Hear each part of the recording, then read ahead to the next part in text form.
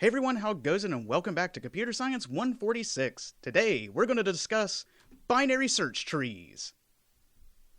Trees are fairly popular data structures used in computing, and a tree is a data structure that can be defined recursively as a collection of nodes, that seems familiar, where each node is a data structure consisting of a value together with a list of references.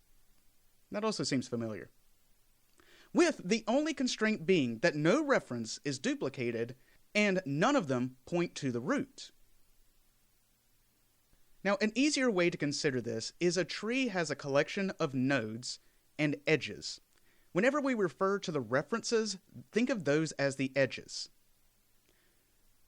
Another way that we can view a tree is it cannot have self-referencing edges, have cycles, and also, for argument's sake, be disjointed. Now, this would be an example of a self-referencing edge, which creates a cycle. This is easily a cycle between these two nodes, and thus this cannot be a tree. And this indicates an undirected edge, sometimes just shown with a straight line, but once again, that's the same thing as this. The thing that we have to remember is a tree cannot have cycles. Now, there are a lot of common terms associated with trees, and I'm only going to go over a few of those. First, the root is the topmost node in the tree. Think of that as the same thing as the head reference in stacks, queues, and also generic linked lists. A child is a node's reference which is at a lower level, and the parent is the converse of that notion. So the way that you can think about this would be the parent node of this node, and this would be the child node of this node. Parent and child, much like a family tree. Siblings are nodes that have the same parent. Now, leaves are a node with no children, and we're going to further define that a little later. And there's some other terms that we will discuss a little bit later on. Now, there is a very specific type of tree that's used a lot in computing, and that is called the binary search tree. Now, first of all, the binary search tree is a tree structure, so you don't have cycles. Now we start adding additional rules that make this into a specific kind of tree called the binary search tree. The first one, all the nodes' data has to be comparable in some way. Next, in a binary search tree, nodes have at most two children, a left child and a right child. Now, the relationship between the left child and the parent is the left child's value must be less than the parent's value. Similarly, the right child's value has to be greater than the parent's value. And in this case, we're also going to establish that we cannot have duplicate values in a binary search tree. And furthermore, with our definition, we're just going to assume that the leaves are the null references. So to the side here, you see an example of a binary search tree. Here's the root value, and notice all the values to the left of the root are less than the root. And all the nodes to the right of the root are greater than the root. All of these are leaves as they are the null references. And the left and right property applies for any of the subtrees. Like for instance, if we started right here, the values to the left are less than this value, and the values to the right are greater than that value. So for a binary search tree, nodes' data has to be comparable. The left children are always less than the parent's value. The right children are always greater than the parent's value, and there are no duplicates. With that being said, let's go ahead and start setting up the structure for a binary search tree.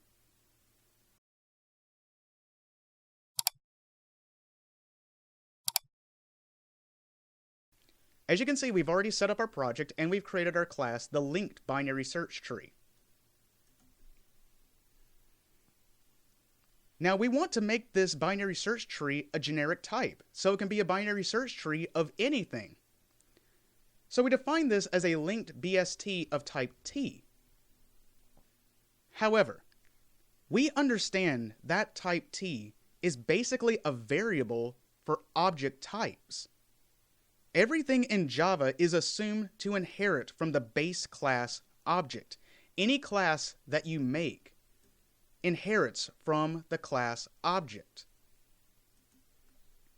However, the class object is not comparable. So if we want to adhere to one of the first rules, that all of the data in a binary search tree must be comparable, then we need to redefine this type T here. In order to guarantee that this type T is comparable, we're going to say this type T extends comparable of type T.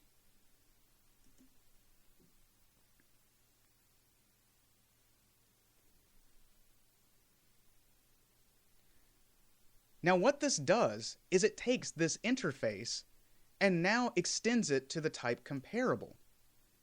Now any type of object that we're going to use inside this binary search tree must implement this comparable interface. Inside of this comparable interface, as we know, there is a method definition, and we'll get to that a little bit later on.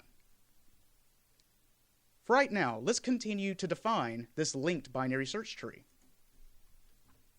As we're starting with the linked implementation first, one of the fundamental ideas was establishing each one of the nodes. So just like a generic linked list or a linked stack or a linked queue, we're going to first start out with a private class, but this time just simply call it node.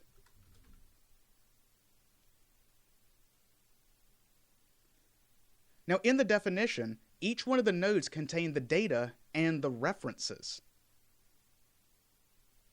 So first, we're going to go ahead and create the type T data. And that's going to be the data contained in the node, which once again is comparable. Next, we know that a binary search tree, every one of the nodes has at most 2 children, a left child and a right child. So we need to define those references here as well. Node left child and also node right child. Now I'm going to create a simple constructor that's going to only set the data. Public node TAdata, and we're simply going to assign data to point to A data, and also left child points to right child, which also points to nothing.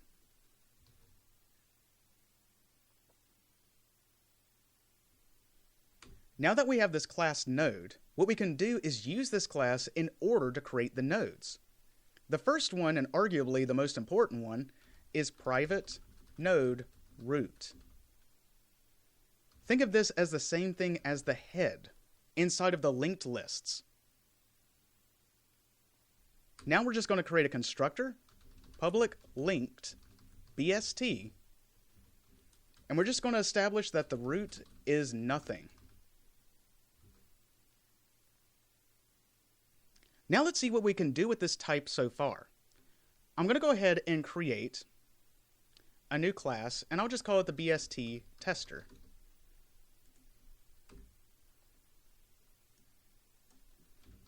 So from right here, we can create a linked BST. However, we need to think about a type that is comparable. Let's keep this simple and just create an integer. And call it the iBST and construct it. New linked BST of type integer. And now we've constructed it.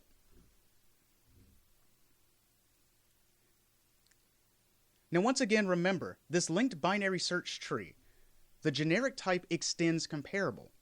This worked because we know we can compare integer values. But watch what happens if I do this. Linked BST of type object. OBST is equal to new linked BST of type object.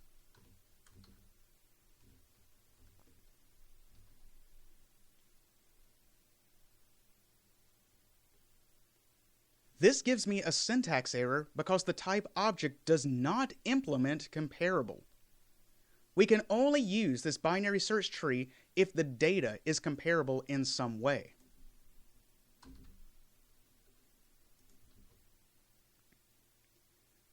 Now that we have the tree, well, we need to be able to add data to it. So let's take a look at how we add information to a binary search tree.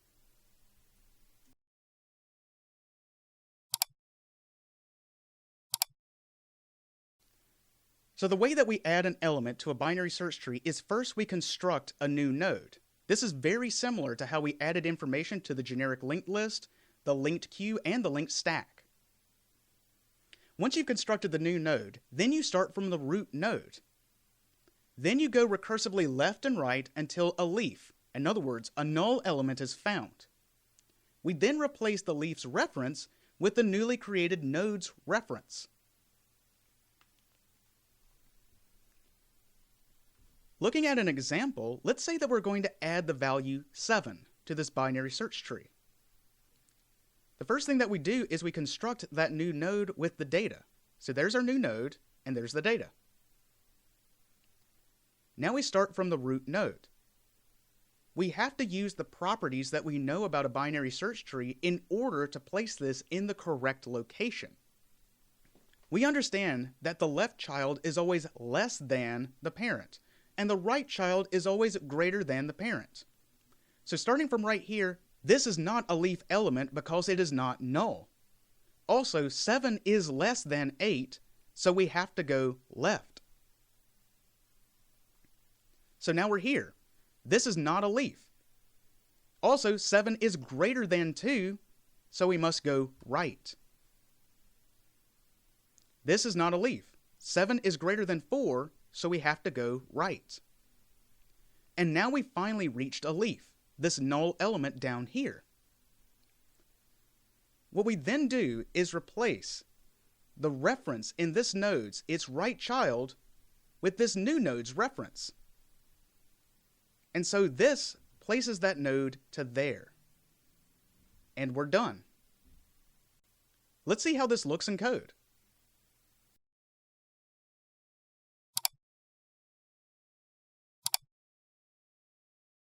So we're first going to start out. Public void add TA data. Now we're going to start off with the first check. If we don't have a tree, in other words, if the root is nothing, then all we need to do is point the root to this new node, passing in a data. So now we've taken care of the case if the root was null. But if we did have a tree, so the root was not null, what we need to do now is recursively add the element. Now to make this simple, what I'm going to do is separate out the recursive call into a different method. Now we're going to make this private and node. This method is going to return the reference to a node. We're simply going to call it add, and then we're going to overload it by passing in first node a node and also TA data.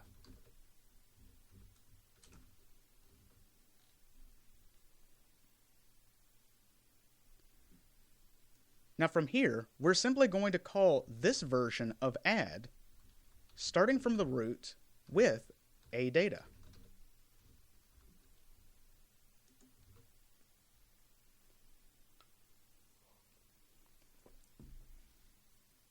It's important to note that recursion is loop-like. And just like with loops, we need a stopping condition, a halting condition. In this case, the halting condition is when we reach a leaf. So in other words, if we pass in a node, so if a node is equal to null, then we have reached a leaf.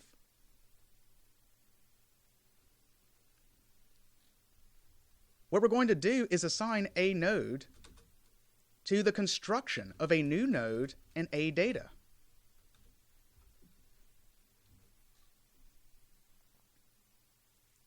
When we call this constructor, it constructs an instance of this node, assigns the data, and then this becomes the reference to this value. This is also the reference that we're going to return, which is then going to be assigned by one of its parent nodes. But before we get to that, let's worry about some of the other conditions. So if we reached a leaf and it was null, we construct a new node, and then we add it here. However, if the node was not null, so it does exist, now we need to compare this data versus the data that's inside the node. So we call else if a data. As we know, this data is type T, and that type T extends comparable. This means that we know that there has to be a method defined in every one of these types that make this comparable with something else. Now, inside the interface definition of comparable, we know that that method is called .compareTo. Now we can compare this data with a node.data.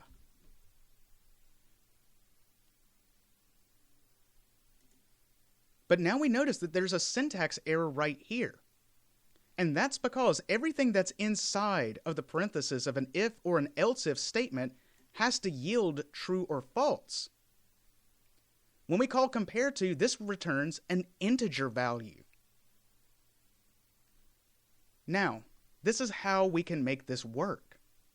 What we can do is say if this method compare to returns an integer that is less than 0, this indicates that this data, the data that we're trying to add, was less than the data at the node. Now, if that's true, we go left.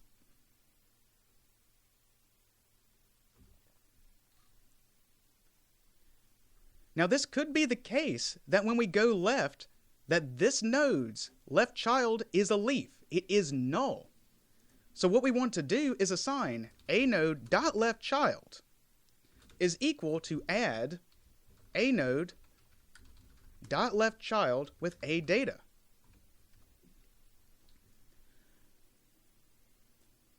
So let's assume, for instance, that a node's left child was null. By recursively calling add left child, what happens is this is pushed on the call stack, this node is null, which then constructs a new node, which eventually is going to return it. Then when we recursively come back, we assign the memory reference, the node, to the left child. Now we do the same thing, but going in the right direction. Else if a data.compareTo a node.data. Now, if this method returns a value that's greater than 0, this means a data was greater than a node.data. So then, a node.rightChild is equal to add a node.rightChild and a data. Now this once again was go right. The last thing that we do is we return the reference a node. Now when we return a node, if we were at a leaf, as we can see, this is constructed, so this becomes the reference to the node that we're trying to add. As we recursively go backwards, we return that reference back to here to then be assigned. And then we return all the way up to the root of the tree. Let's see now how we can add some elements to our tree. Going back to here, we're going to replicate the example. So we're going to have an I binary search tree, and we're going to add in the following data. Add 8. Add 2. Let's see, add 12. Add 1. Add 4. Add 10. Add 16. And now we should have the binary search tree that we have in our example. However, we really can't see those values or do much with them. In previous data structures, something that we started going over to verify if this was working was printing out the values. However, now printing out values have become a little more complicated than just using a for loop. Let's take a look at how we can do this.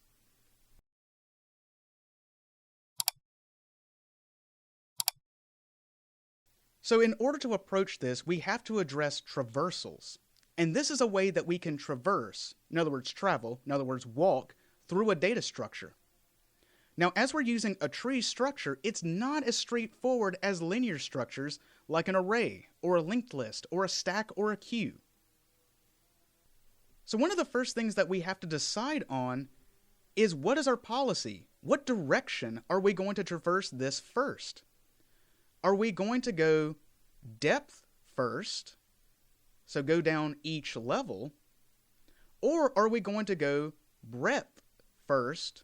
In other words, address all the elements level by level by level. Now, depth first is assumed to be stack-based, and breadth first is assumed to be queue-based. Looking into this a little further, if we were to choose depth first in order to walk through this tree, well, this also comes with some issues. What do we do first? Do we recursively go left? Do we recursively go right? Or do we process the nodes first? Now, if we're talking about depth first traversals, then we worry about these three specific operators. So whenever you see left, that means recursively go left down the tree until we reach a leaf, and then backtrack. In other words, follow this arrow backwards to a previous state, and then resume going in the other direction. Right simply means recursively going right down the tree, doing the same thing. Now, process, that's more or less an empty verb. Think of it like this. It's a variable for some sort of action. So the version that we're going to show is printing these values. So when you see process, you can substitute that with printing. Now, the combination of left, right, and process actually creates different versions of depth-first search. There's three major types: pre-order traversals, in-order traversals, and post-order traversals. Now, the way that a pre-order traversal works is you process first, recursive left, then recursive right. So in other words, if we start at the root right here, we're going to process this, then we're going to recursive left. Then we're going to process this, then recursive left, then process this, then recursive left. This is a null element, backtrack. Recursive right now. This is a null element, backtrack. We're done processing this, backtrack. Now we have to recursive right, then left, backtrack, right, backtrack, backtrack, backtrack. Now we can finally go recursive right from here. Then we go left, left, backtrack, right, backtrack, backtrack, right, left, backtrack, right, backtrack, backtrack, done. Another way that we can look at a pre-order traversal is if we started from the root and we traced around this graph, node by node, going counterclockwise. Then anytime we pass by a node to the left, then we process it. So the pre-order traversal for this tree following that rule will be 8, 2, 1, 4, 12, 10, 16, and you're done. Let's take a look at the pre-order traversal in code.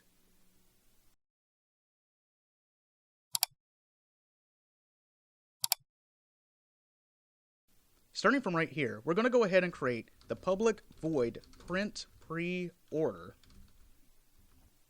Now, as this depth first traversal is stack based, what we're going to do is implement this recursively.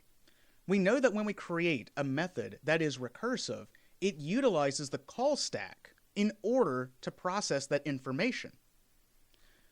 Once again, I'm going to separate out the callable method, like an add, with a recursive method.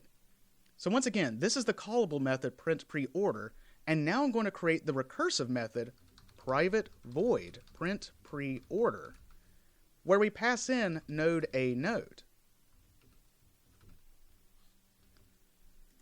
Then from this method, we start print pre-order from the root node. Now we know that this is going to be recursive, and we have to worry about our halting condition. And just like add, our halting condition is when we reach a leaf. So if a node is equal to null, we return. However, if that's not true, then what we have to do is process left, then right. In this case, our process is print. So we're going to system.out.println a node.data.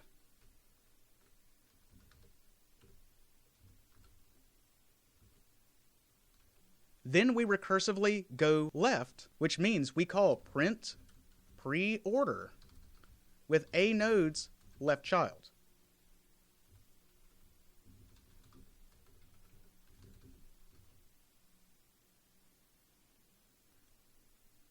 Now once we have recursively gone left, we recursively go right.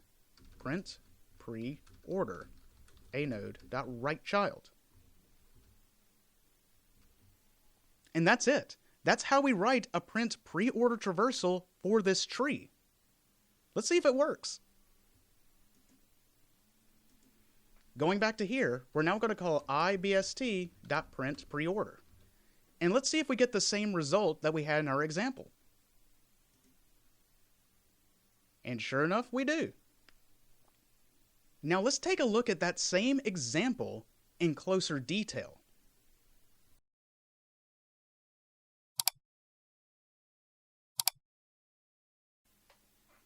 Now this depth-first traversal is based on the stack data structure. What we have to the side here is the call stack. So let's just assume that the main method had already been pushed on top of our call stack. From there, what we're going to do is call that print pre-order starting from our root, so it looks like this. For argument's sake, we're just going to compartmentalize this into this right here, which is still the print pre-order method that was called, which starts from the root. Now this called the recursive version of print pre-order, which pushes this code on top of our call stack. Now we know that print pre-order passed in the reference to the root. So starting from right here, we can then visualize that we're starting from this root node. Now we can see that the root is not null. So then we process that data, in other words, we print it out. Then we recursively go left, which now travels down to the left child. And as we have called this recursive method, this has now been pushed on top of the call stack, and it starts it over again. Notice that this is still sitting in memory, and it's waiting for this to complete before it can resume and go right. Now we're running the top thing on our call stack. So, as we can see, this node is also not null. So once again, we process it by printing it out, and then we push another call going to the left child here. Now this starts out, this node is also not null, so we process it, and then push the left child on top of there. Now, we are at a leaf. In other words, a node is equal to null. This means we return, and when we return, this automatically pops this off of the call stack, and we resume where we came from. So when this gets popped off, we go back. We backtrack to this previous node, which left off calling print preorder on its left child. Now that that has completed, we then move to the right child, which then pushes this method on top of here. It is null, it returns, and we're done. Now that node has completed. Now once this method completes, it is also popped off of the call stack, which now this backtracks to the node value 2. It was waiting on everything to process from its left child before it can move on to the right child. This then pushes this on top, which traverses right, which then traverses right, which then it's going to go left, then right, and then it's going to keep going through this exact same process until every one of the nodes that are reachable from the root are printed out. So a few traversals later, we end up with the same result. Now let's take a look at some of the other traversals that work in a very similar way.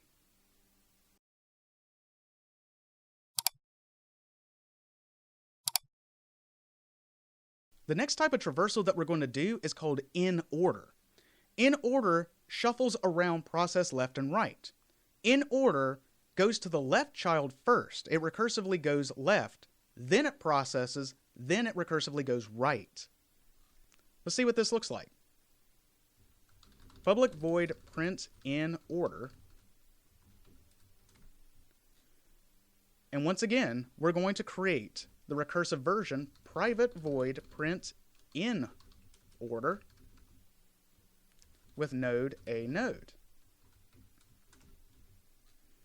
Now from the callable method, we call print in order starting from the root. Then, if a node is equal to null, return, because it's a leaf. Now the difference starts here. First, we recursively go left. Print in order a node.left child.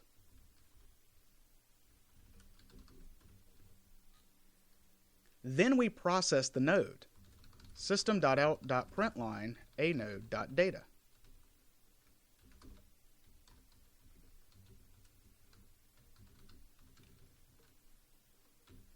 And finally, we recursively go right.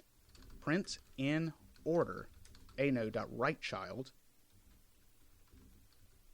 Right. Let's see what happens when we call the in order traversal on the same binary search tree. ibst.print in order.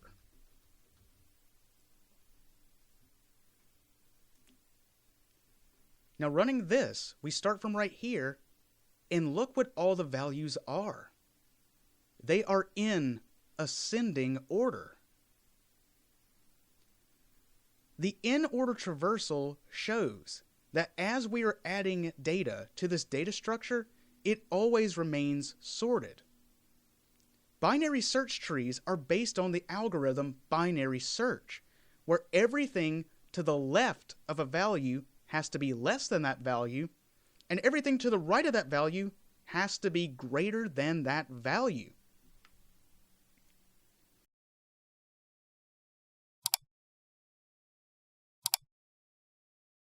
Taking a look at this concept once again, as we just explored, the in-order traversal goes left, process, and right. And by doing that, it can print out or process all the nodes in order. Taking a look at this example, we can see that all the nodes to the left of this value is less than this value. Everything to the right of this value is greater. By simply having this property, all of the values are sorted automatically as they are added to this data structure. Now finally, the last type of traversal in the depth-first version is called post-order, that goes left, right, and then process. Now this is very similar to pre-order, except instead of passing by the left, it's whenever you pass by the right of a node. So watch this. If we're doing post-order traversals, then it's going to be 1, 4, 2, 10, 16, 12, 8. Now the last type of traversal we will address right now, but we're not going to go into a lot of detail about it. If we were to take the other strategy, instead of depth first, we do breadth first. This is queue-based. And the way that this works is you start by enqueuing the root node. Then you start the process where you dequeue a node, enqueue its children, and you keep doing this until the queue is empty. And in this way, Instead of going via the depth, you go via the breadth. In the next lectures, we're going to start exploring more details about binary search trees, which include the method search and also how do we remove elements from a binary search tree. With all that being said, I'll see you next time.